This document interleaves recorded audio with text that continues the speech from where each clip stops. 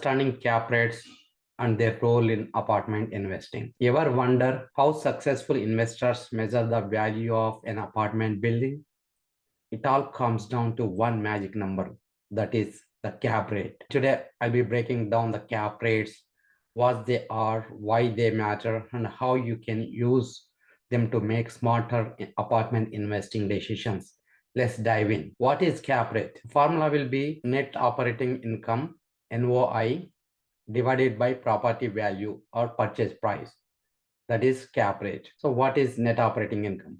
Total income minus total expenses is called net operating income. A cap rate or capitalization rate is a simple formula that helps investors determine the potential return on an investment property. Let's break it down. It's calculated by dividing the property net operating income or NOI by its current market value or purchase price. For example, if an apartment building generates 100K in net operating income and it's worth 2 million, then the cap rate is 5%. Think of it like an interest rate on a savings account.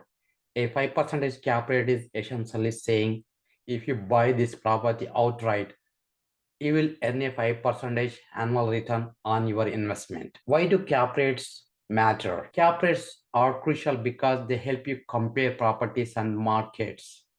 A lower cap rate typically means the property is in a high demand area with less risk.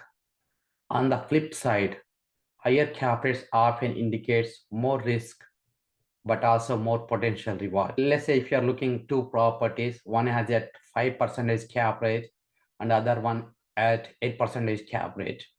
The 5% cap rate might be in good location in downtown area, good school districts, or prime location in that city with stable tenants. The 8% cap rate might be in developing area with higher vacancy or some rough areas. And the key point is understanding this trade-off between risk and reward is essential for making the right investment choices. And how to use cap rates in apartment investing. Here is how you can use cap rates to evaluate deals. Market comparison. Cap rates can vary widely across market. A property in New York City might have a 4% cap rate, while similar property in a smaller tertiary city might have an 8% cap rate. Property class. Class A properties in prime locations usually have lower cap rates due to lower risk. Class B or C properties may have higher cap rates, but comes with more potential for improvement and higher returns. How do you spot trends? If cap rates are declining in market, it might signal increased demand and appreciation potential. In other way, rising cap rates could indicate a cooling market, a slowing market, less demand. What are some limitations of cap rates? While cap rates are a powerful tool, they are not the whole picture.